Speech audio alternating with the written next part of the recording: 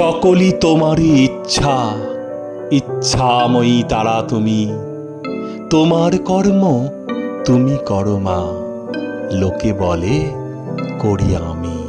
জয় মা তারা, জয় গুরু বামদেব। দূরে অথবা কাছে আমার বন্ধুরা যেখানেই থাকুন না কেন, গল্পকথায় তারাপীঠে আপনাদের সুস্বাগতম। আজ বৃহস্পতিবার, মহাপীঠ তারাপীঠ আজও ভক্তের ভিড়ে জমজমাট। চলুন একবার সাধক বামদেবকে দর্শন করিয়ে দিই। ইনি হলেন তারামায়ের মানব পুত্র। চলুন এবার তারামায়ের গর্ভগৃহে যাওয়া যাক।